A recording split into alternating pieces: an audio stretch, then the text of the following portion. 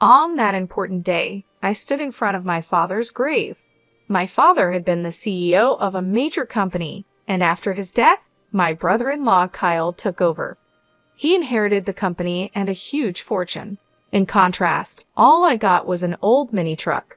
Kyle, flaunting his good fortune, mockingly said, "With this, I've got the company and the entire estate in my grasp. That mini truck suits you." But to me, that mini truck was more than just a vehicle.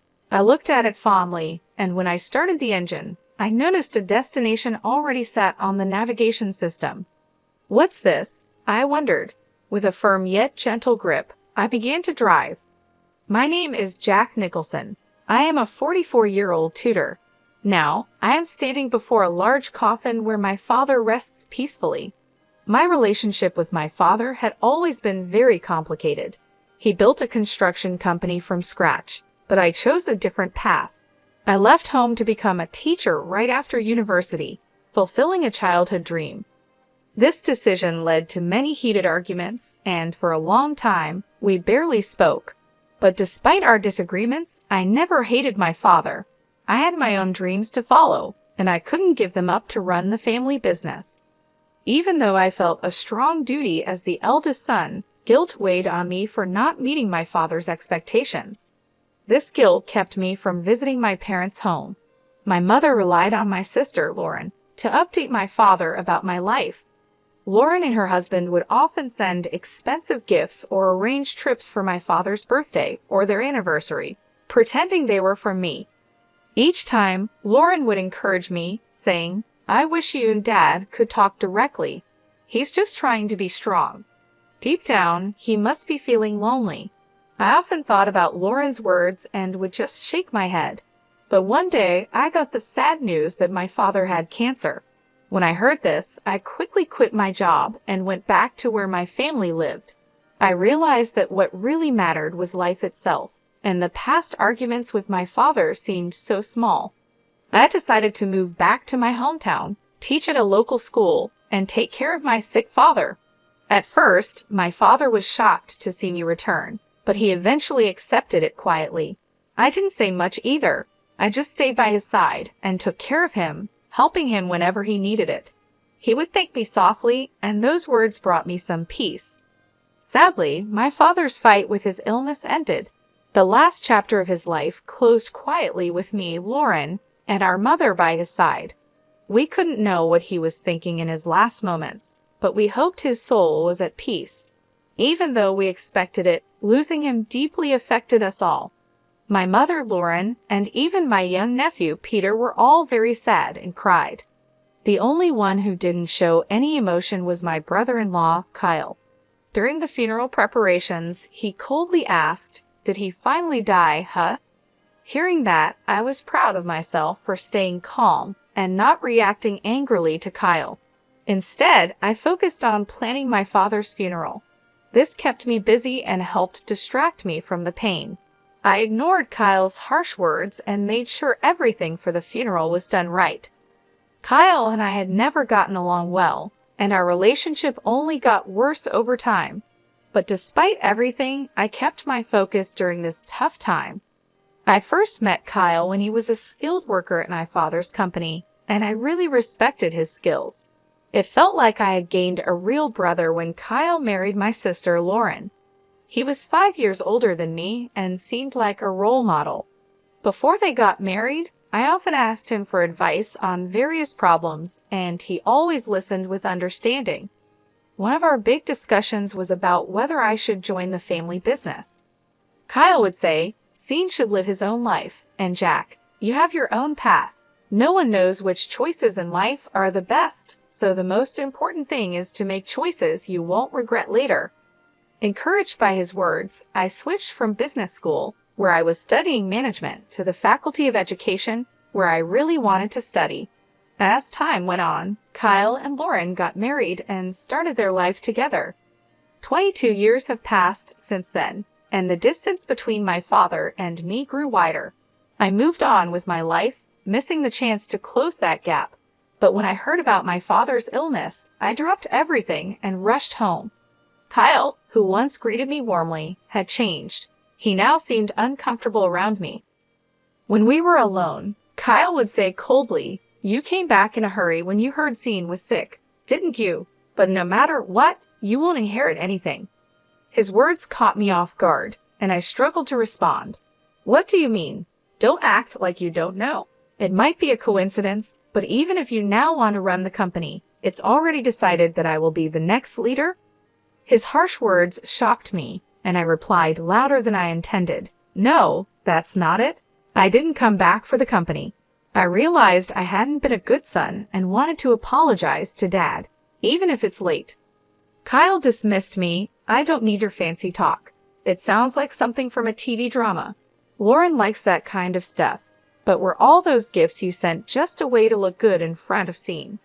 "That's absolutely not true." I tried to explain, but Kyle had already made up his mind and wasn't interested in believing me.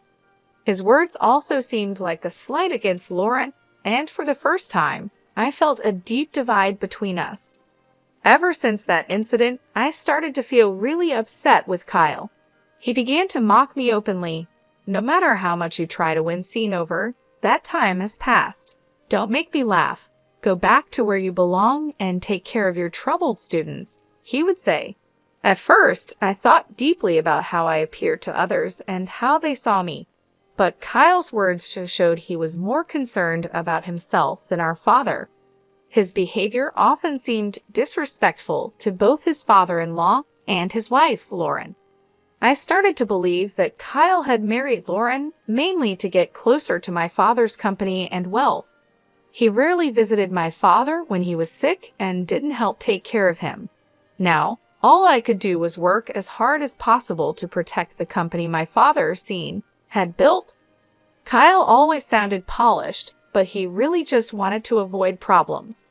On weekends, he would go play golf, claiming it was for business. He hardly ever took care of his own son.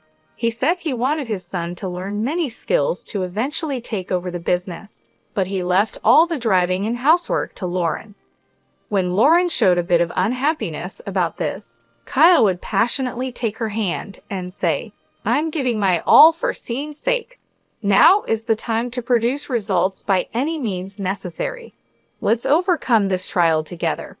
Lauren found it hard to stand up to him and usually just nodded, even though she seemed reluctant.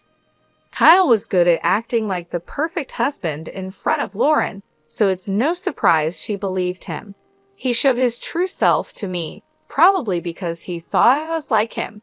I eventually got used to Kyle's mocking, and it didn't bother me as much.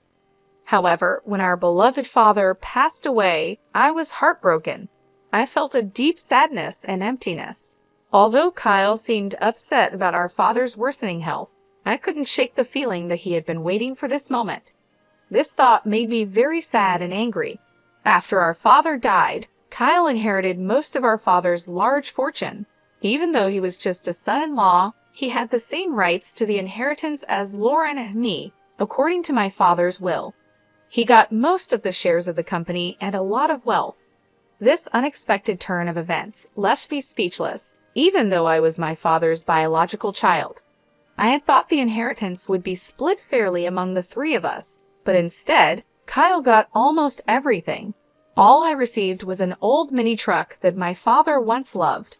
In public, Kyle seemed surprised, but alone with me, he laughed and said, "You came all the way from the city to this small town, took care of Sean day and night, and all you got is this little truck, huh? What an ironic end. Now the company is mine, and you're left with just this mini truck as your inheritance. It's like a comedy."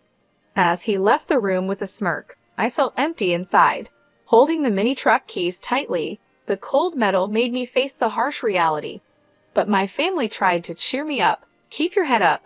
Sean had his reasons. He didn't mean to upset you. That truck was something Dad always loved. It was his favorite vehicle.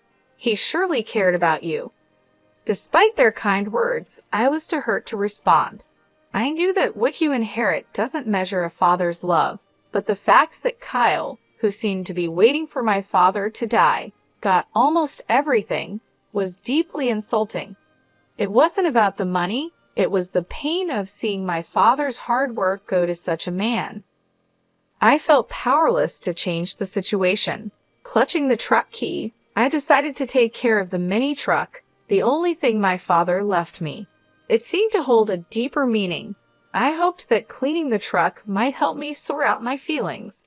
I carefully washed the truck with a hose and then sat in the driver's seat, where my father used to sit. Starting the engine, I noticed something unusual on the navigation system. It was displaying a single thick blue route instead of just showing my location. That's odd. Why is there a destination set on the navigation system? I wondered. This usually only happens when a specific route is being followed. When I checked the destination on the screen, it showed only coordinates, not a specific place. It would take about an hour's drive. Wanting to go for a drive in the mini truck, I didn't think too much about it, put the truck in first gear, and left the house. An hour later, during a pleasant drive, I arrived at what seemed like a home. It was a surprise. In front of me was a small, modest house, quite different from the larger homes in my hometown. It felt warm and inviting. The area was quiet, and I couldn't see or hear anyone else around. I got out of the truck and stood in front of the house, feeling a bit confused. There were no signs to indicate what this place was, but it seemed the navigation system had brought me here for a reason. With some hesitation, I rang the doorbell. As the door slowly opened, the person I saw was the last one I expected, my mom. "I've been waiting, Jack. Come in, dear," she said. "Why are you here, Mom? And how come this place was set in Dad's navigation system?" I asked. "I will explain everything, but first, come inside and relax," she replied. Following her inside, I found the interior simple yet cozy, with just the essentials. My mom made some tea and started to explain in a calm voice. "Actually, this was your father's secret hideout." A hideout? I was surprised. I've never heard about Dad having a place like this. She explained, "This place is our secret spot. We came here when we needed our own space or when we wanted some peace and quiet. If we ever had a small argument, our rule was to come here to cool off. You didn't know about it, did you?" I was stunned and deep in thought. I had no idea such a family rule existed. She continued, "And this is something your father wanted you to have." Saying this, she handed me a brown envelope. It was slightly bulging, as if something important was packed inside. I decided to read the letter addressed to me. "Jack, I have caused you a lot of trouble and made you endure unbearable hardships over the years. I am truly sorry from the bottom of my heart." The letter was filled with my father's reflections on his past mistakes and his deep gratitude towards me. He wrote, "Your mother often tells me that it was your choice to leave home, and a son has the right to choose his own path in life. We are both stubborn, but when you came back after I fell ill, it was a wonderful surprise for me, although I couldn't express it well, because I'm not good at showing my feelings. I am deeply grateful to you for supporting and taking care of the family." This was the first time I heard such heartfelt words from my father, and it made me very emotional. The letter also mentioned Kyle. To tell the truth, my distrust towards Kyle grew over time. He's good with words and makes people feel comfortable, but I could see his true nature. I suspected his sneaky behavior around the house was his way of trying to claim ownership. I was too tired from work and taking care of you all to notice his cunning actions, but now, knowing Kyle as I do, I believe these suspicions were correct. The letter continued, "I have no intention of giving the company to you, but if something unexpected happens, I have left a significant amount of money with your mother. This is to ensure that you and Lauren will not be in need. Please accept it." After finishing the letter, I looked up at my mother. She said nothing but looked at the brown envelope. I hesitantly reached for it and checked its contents, confirming everything was in my mother's name. She began to speak firmly. "If I transfer the accounts to you and Lauren's names, it would be considered a gift under tax laws. If it's mentioned in the will, Kyle might try to take it. Your father gave this money to me secretly while he was still alive to avoid Kyle's interference. Now, I want to give it to you and Lauren as a living gift." She explained this to me, but I was still trying to understand the full impact. The amount written in the account book she showed me was huge, unlike anything I could have imagined. I had never seen so much money before. It meant a lot to me that my dad had left this for me, not because of the amount, but because it showed he really cared about me, not just Kyle, who was seen as his successor. This touched me deeply. We didn't often share deep emotional words, but I knew he always cared deeply for us. "I want everything I entrusted to your mother to be passed on to you as a thank you for all the gifts you've given me, and for that, I am truly grateful," he wrote. Before I knew it, tears were streaming down my face. I couldn't hold back my emotions. For a long time, I felt that my father never really understood me, but I was completely wrong. He always understood and valued me. That's probably why he trusted me with that old mini truck, knowing I would value it and use it well. "Mom, I really wish I could have done more for Dad," I said, feeling deep regret. But my mother comforted me with a gentle smile. She seemed to understand the regret I felt, saying, "It's natural to think you could have done more when mourning a parent. But you brought your father great joy and gave him so much love. You were his greatest pride." Hearing her words made me cry again. They also inspired me to make a firm decision. I wouldn't let the company my father built fall into the hands of someone like Kyle, who had wished for his death. I had decided to quietly resist and make a careful plan without letting Kyle know I had acquired a significant fortune. The first step was to contact the corporate executives my father had trusted to build a foundation for their support. They agreed to help, supporting my desire to carry on my father's legacy. Their reactions made it clear that my father had never spoken poorly of me. Meanwhile, my mother and sister acted soothingly during the will reading, keeping Kyle's attention off me. They continued to act the same way in front of Kyle, which made him think he had succeeded and look down on me with arrogance. Hey, do you, abandoned by your father and left a poor man, still intend to stay in this house?" he taunted.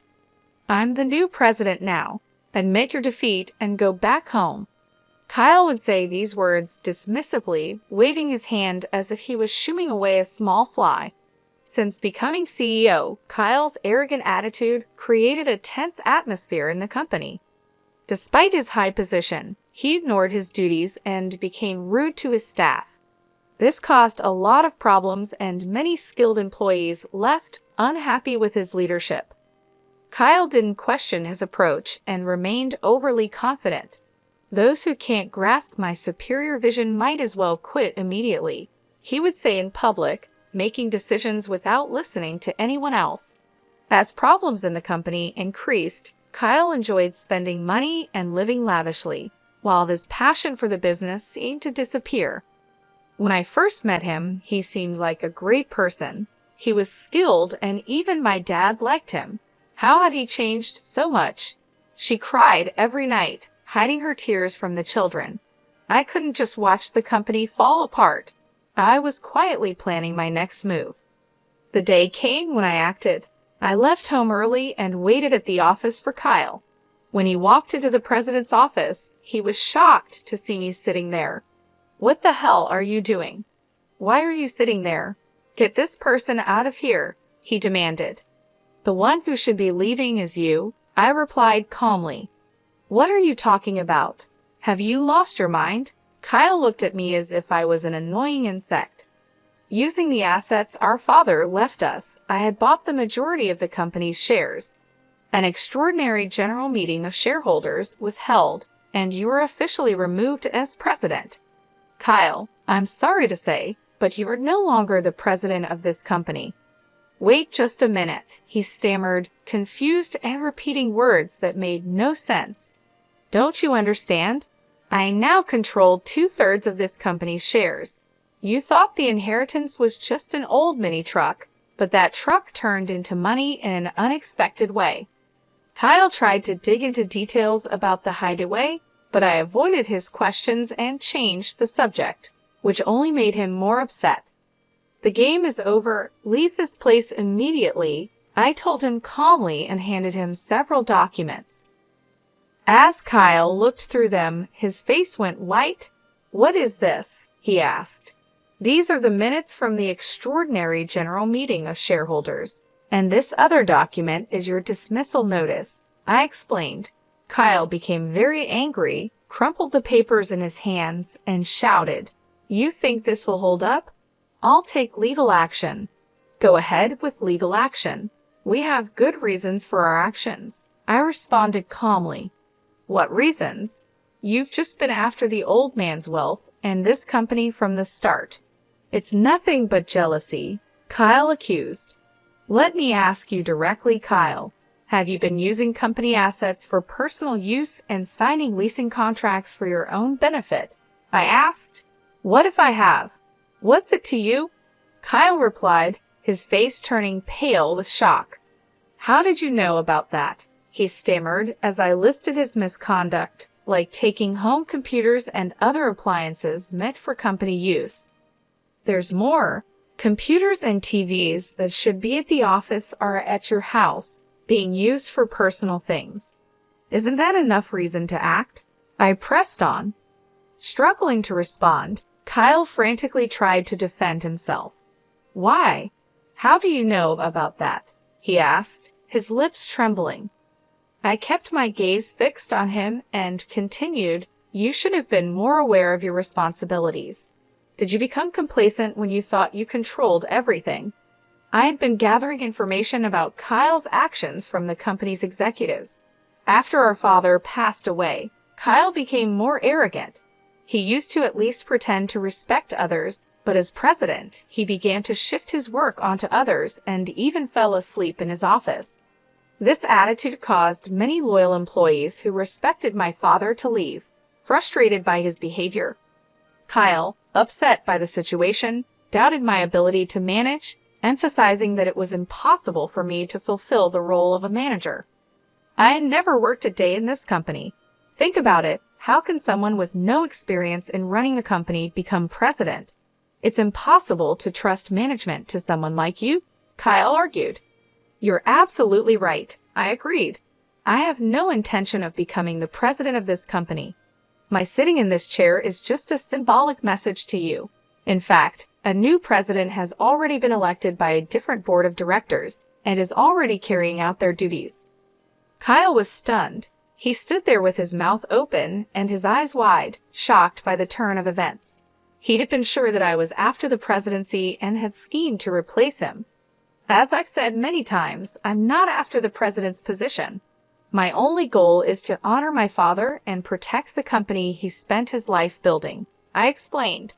Who would believe such fancy talk? Kyle retorted. He thought I only cared about the wealth and status that came from our father, not his true worth. After my reply, Kyle trembled with anger for a moment, but then composed himself. Do you think this is over and you can just enjoy it? He scoffed and then stormed out of the president's office. That night, something unexpected happened. Lauren threw divorce papers at Kyle, ending their marriage. This was a result of his misconduct at the company and his eventual firing. The new president was chosen from among the directors who respected my father and were determined to protect what he built. I felt the company should be led by someone who would continue my father's legacy, a sentiment my mother and sister supported. As I coordinated Kyle's dismissal with the lawyers, Lauren was preparing for the divorce. On the day she mentioned divorce, her hurt voice filled the house with a heavy atmosphere. Why do you turn away from me now? Is it because I've lost the title of president and you've lost interest in me? Kyle asked. Maintaining her calm but firm, Lauren replied, There's no point in talking about betrayal. You were the one who betrayed our relationship from the start. Your love was not for me but for the title of the president's daughter. You neglected our home, didn't help raise our children, showed no respect to our sick father, and in the end, you tried to take everything from our father for yourself. Now it's time for you to face the consequences. Kyle had no response to Lauren's words. She had endured a lot, worrying about her children's futures and the fate of the company. But thankfully, the inheritance from our father gave her a solid financial base to raise her children after the divorce. We planned to live a peaceful life away from conflict with our mother and sister. Our only concern was the possibility of retaliation from Kyle, but he was now out of funds. He had lost a lot of money to an investment scam and was even in debt. This scam involved a man pretending to be from a brokerage firm who was actually a fraudster. Kyle, swayed by convincing words, lost a significant amount. This situation shows how people can exploit those who suddenly have a lot of money. Now, Kyle was suffering the financial consequences of his actions. Meanwhile, I spent fulfilling days taking care of my mother. I enjoyed a peaceful, comfortable life, continuing my work at the tutoring school. My mother and I also took great joy in caring for my nephew Peter, who was very fond of us. His presence added happiness to our daily lives. When I grow up, I'm going to be a president like Grandpa, Peter declared, his words filled with the innocence of childhood dreams. This brought smiles to our faces and even made my mother tear up with emotion. Lauren and I exchanged knowing looks, our smiles reflecting warmth and understanding. You might say that now, but I wouldn't be surprised if you want to become a teacher when you're in college. I teased him gently, reflecting on similar past statements, which made everyone laugh. But I'm not very good at studying, so maybe I won't make a good teacher, he said seriously, furrowing his brow. His earnestness made this even more endearing and prompted more laughter, this time filled with affection. In that moment, filled with an overwhelming sense of happiness, we realized we were truly living in the present, enjoying our family unity and ready to face whatever the future might bring.